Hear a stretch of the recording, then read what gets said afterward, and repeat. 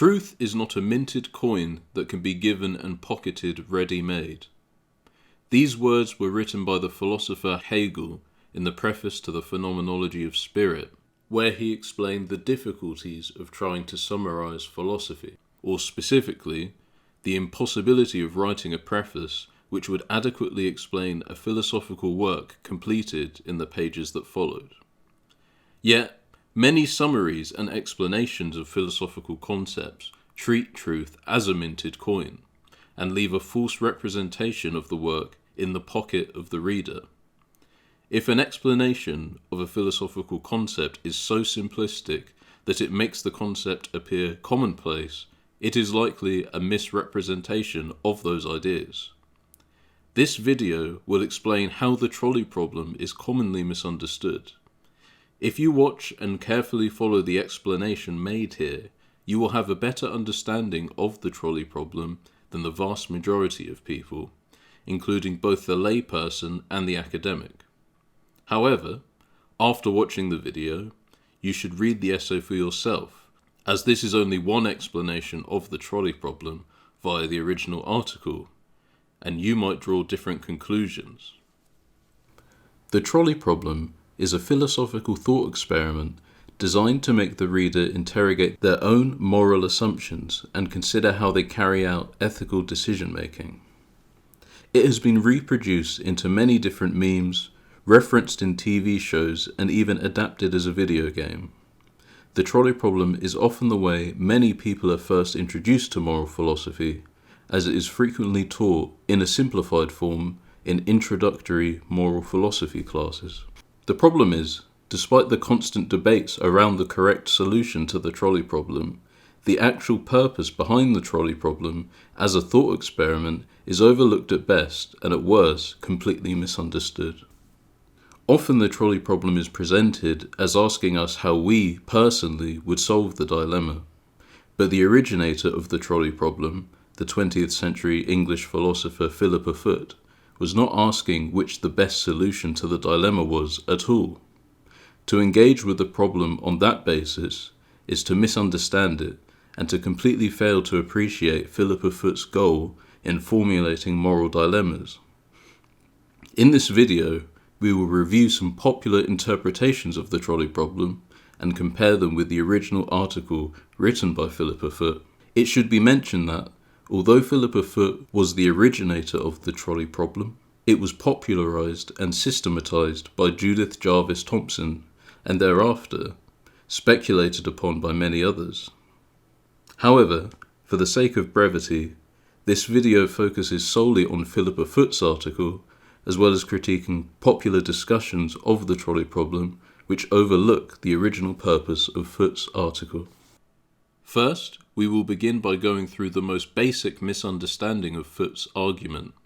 Then, we will go deeper into the nuances and explain what she was actually getting at and why she wrote the article. Often it is claimed that the trolley problem shows whether one has a more utilitarian or deontological approach to morality, based upon whether they think switching the track or not is the correct choice. However, both utilitarian and deontological arguments can be made in favour of saving 5 lives over the one. Typically, it is said that a utilitarian would favour saving 5 lives over one, as this maximises utility, whereas a deontologist may say that interfering in this scenario means using one person's life as a means to save 5, which can never be justified, as life should be treated as always an end and never solely a means. But if you read Foot's original dilemma carefully, she never says that the trolley is going towards the 5 people and thus must be diverted into the one, which many interpret as introducing the moral question of intervention into the dilemma.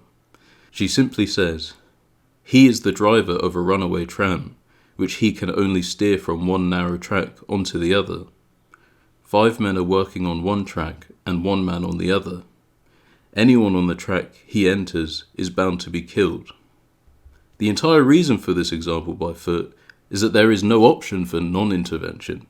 It is merely more or fewer lives that will be lost.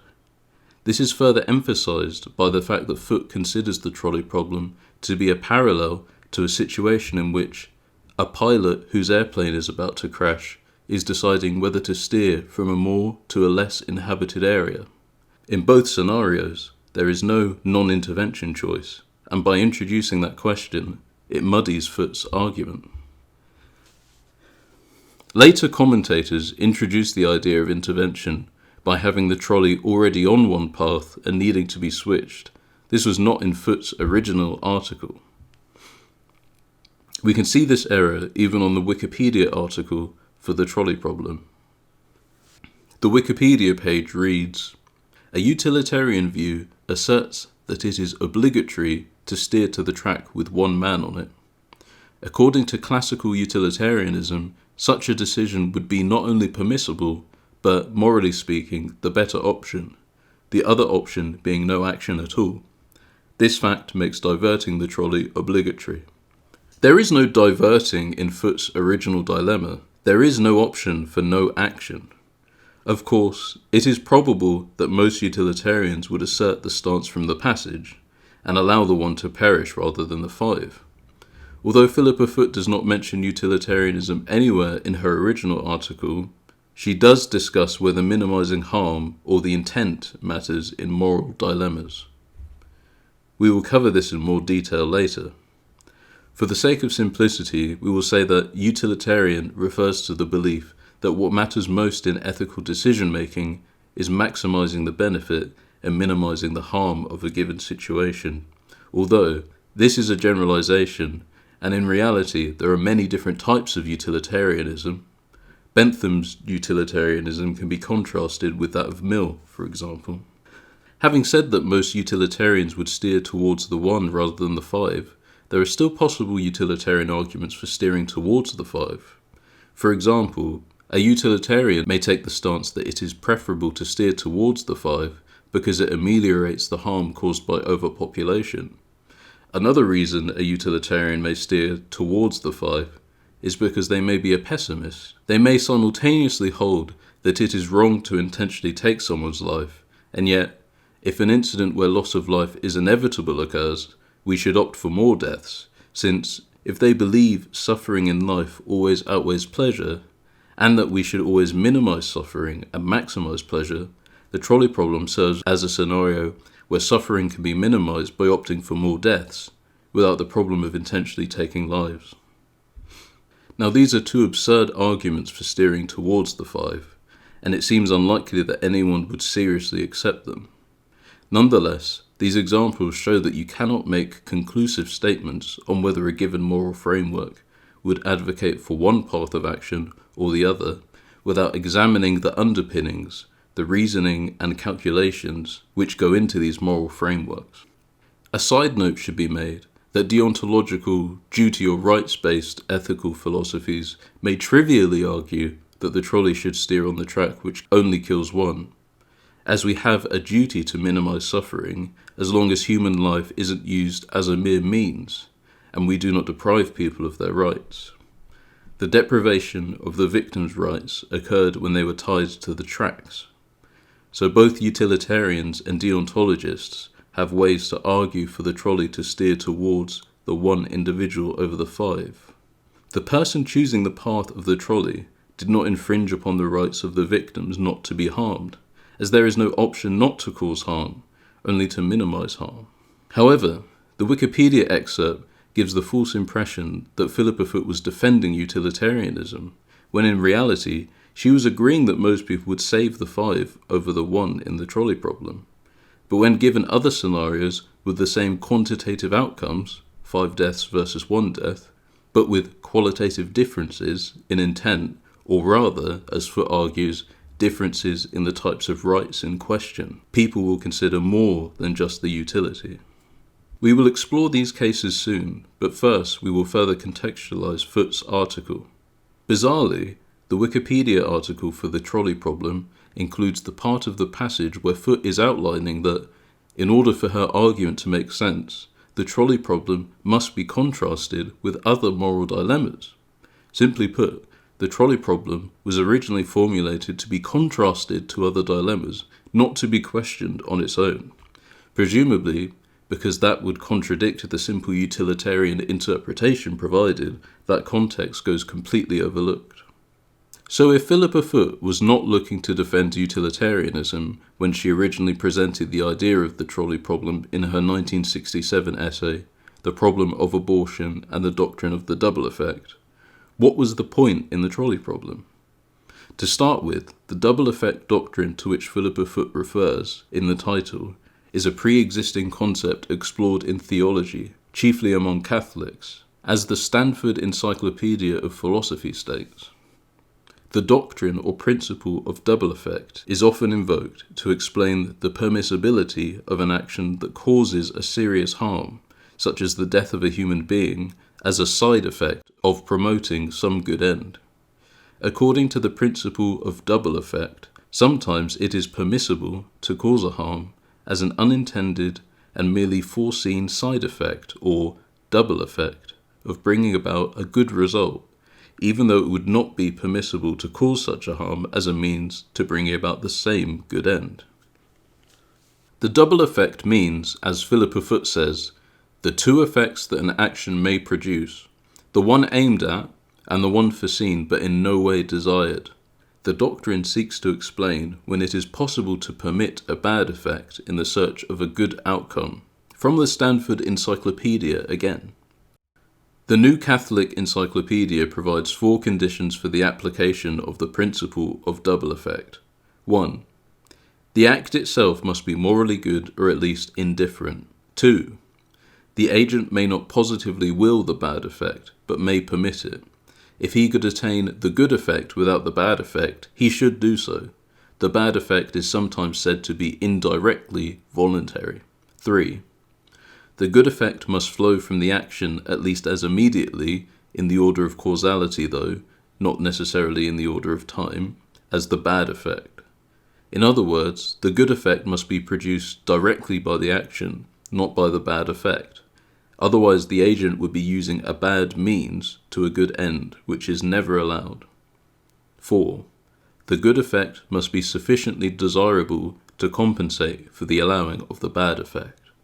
It should be clear by now, having only just begun to explain the original purpose of the trolley problem, that although it is often claimed that the trolley problem is a straightforward dilemma about whether one prioritizes outcomes, minimizing the number of deaths, or intent, whether it is ever permissible to will someone to die, that Foot is trying to explain and describe something much more complex than the simple outcome versus intent argument.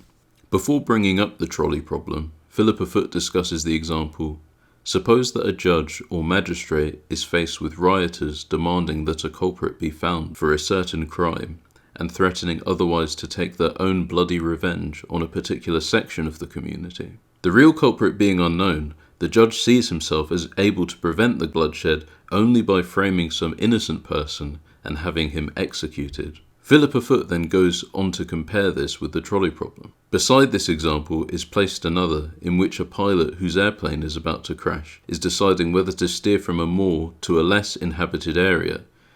To make the parallel as close as possible, it may rather be supposed that he is the driver of a runaway tram, which he can only steer from one narrow track onto another. 5 men are working on one track and 1 man on the other.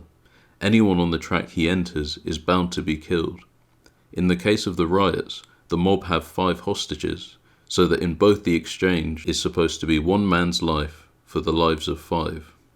The question is why we should say, without hesitation, that the driver should steer for the less occupied track, while most of us would be appalled at the idea that the innocent man could be framed. The amount of lives exchanged for 1 life is equal in both scenarios, 5. Philippa Foot regards it as slightly obvious that most people accept that the driver should steer for the track which only kills 1 person rather than 5. She says, the question is why we should say without hesitation that the driver should steer for the less occupied track, while most of us would be appalled at the idea that the innocent man could be framed. She also states that the steering driver faces a conflict of negative duties, since it is his duty to avoid injuring 5 men, and also his duty to avoid injuring 1.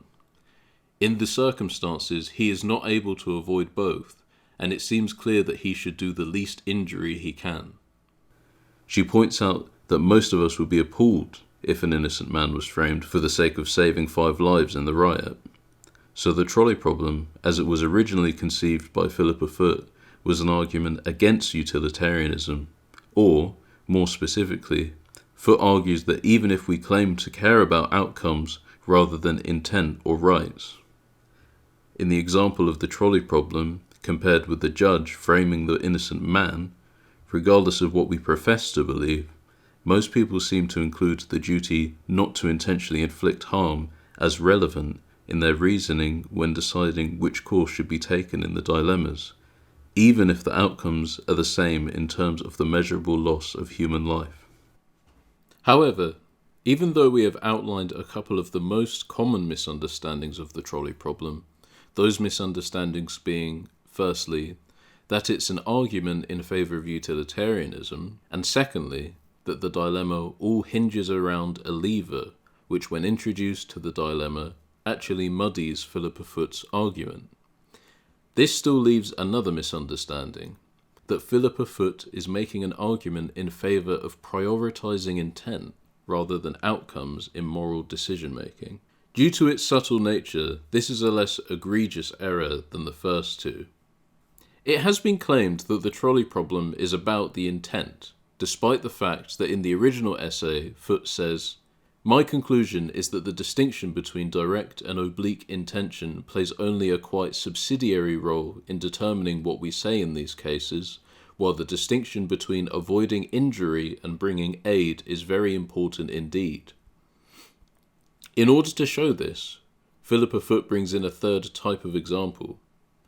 Suppose, for instance, that there are 5 patients in a hospital whose lives could be saved by the manufacture of a certain gas, but that this inevitably releases lethal fumes into the room of another patient whom for some reason we are unable to move. His death, being of no use to us, is clearly a side effect and not directly intended. Philippa Foot then goes on to speak of positive and negative duties. Let us speak of negative duties when thinking of the obligation to refrain from such things as killing or robbing, and of the positive duty, for example, to look after children or aged parents. Quite simply, negative duties are things we have a duty to refrain from doing, whereas positive duties are things we have a duty to do. This is quite different from oblique or direct intention, although the two appear similar. Philippa Foot gives the example of a medical procedure in which 5 patients will be saved, but as a side effect, harmful gas will be created, which will result in the death of another patient.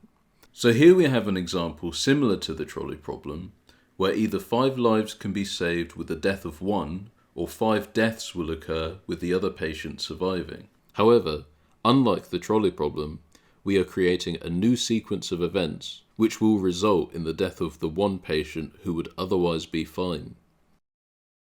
The trolley problem differs from this in that all the people on the track are already about to come to harm when we decide which way to steer. We are simply deciding between 2 situations of avoiding harm. Whereas, the gas example is measuring the duty to help the 5 against the duty not to harm the patient who would be killed by the gas. It is an example of weighing positive duty against negative duty. It will help to break down these different scenarios in terms of direct and oblique intent and negative and positive rights, so we can clarify the moral nuances that arise when we compare our inclination or distaste towards different paths of action in different contexts. The trolley problem is 1 death versus 5 deaths. Oblique intent, since neither outcome is desired by the actor. The one man who dies in order to save 5 is not an intentional means to save 5, but rather a victim of circumstance. The steering driver faces a conflict of negative duties, as Foot says. A negative duty, the duty not to cause harm, would take precedence over the positive duty, the duty to bring aid. But because these are both negative duties, as Foot says, it seems clear that he should do the least injury he can, and choose to set the trolley on the path of the one person rather than the 5. In the example of the judge, again this is weighing one death of the judge's scapegoat versus the 5 deaths that would occur in the riots. This is direct intent. As Foote writes, the real culprit being unknown, the judge sees himself as able to prevent the bloodshed only by framing some innocent person and having him executed. The judge desires that the innocent person be framed and executed as a direct means to save the 5 hostages. This is a conflict of positive duty and negative duty. The positive duty is for the judge to aid the 5 hostages who will die if no scapegoat is found. However, the negative duty is the right of the potential scapegoat not to be interfered with, the duty for the judge not to cause harm where there is a possibility not to introduce a new, harmful chain of events. This is why the example of the judge and the scapegoat appears distasteful, despite having the same potential outcomes of the trolley problem. 5 have died to avoid killing 1, or 1 is killed to avoid 5 dying. We seem to prefer avoiding harm when possible rather than bringing aid if harm is necessary to bring aid. Then there's the example of the patient and the organs, whether we should take organs from 1 person to save the lives of 5. This example does not need to be explored in detail. It is again like the judge in terms of intent, but differing in terms of positive and negative rights, killing 1 person and using their organs to save 5. It is direct intent that the 1 is killed, and the negative duty of avoiding harm would seem to take higher precedence than the positive duty to help the 5 in need of organs. Now we come on to the example of the patients in the hospital and the manufacture of gas. This example is at first glance similar to the organ example, but it is the most important in proving Foote's point, as it suggests that it is not the outcome or the intent that matters alone in moral dilemmas like these. 5 patients in a hospital will be saved if a certain gas is released. However, for another 6th patient, this gas will cause them to die. So again, the question is whether we can justify the death of 1 in order to save 5.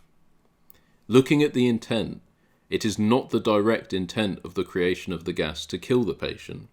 The judge needs the execution to have the 5 hostages released. The surgeon needs the organs of 1 patient to save the other 5 patients. Simply said, in the plan of action which both the judge and surgeon is taking in order to save the 5 hostages or patients, the death of the 1 is a necessary part of their plan. However, the doctor does not need the patient to succumb to the lethal fumes in order to save the 5. It is merely a side effect of the releasing of the gas. If the utilitarian position was all that was needed to explain what we should do, we would be fine with releasing the gas and having 1 perish to save 5, since the least deaths is all that matters.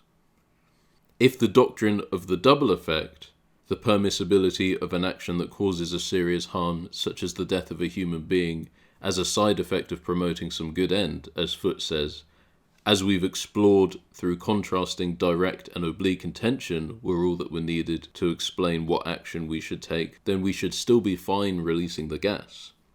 And yet there is a certain distaste we may feel in allowing the gas to be released and the individual to perish. This is the most brilliant part of the essay, where philosophy is at its best, using clear reasoning to uncover subtle truths and articulating that which was only tacit. The issue with releasing the gas is that it is violating the negative right of the other patient, which we are measuring against the positive right of assisting the 5 patients. It is not about intent, as often claimed, or about utility. Even if it is claimed that you can still justify releasing the gas and having the 1 patient die to save 5, it is clear that this situation offers a more difficult dilemma than the trolley problem, which Foote regarded as almost trivially obvious that we should opt for driving on the track with fewer people on. Finally, we return to the actual topic of the trolley problem, scarcely mentioned despite it being the real moral topic which Philippa Foote was trying to clarify the discussion of.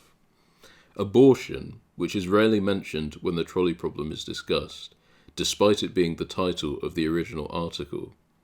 Simply put, Foot uses her analysis of intention and negative and positive rights and compares it to various situations in which either the mother or the baby will die as a result of childbirth.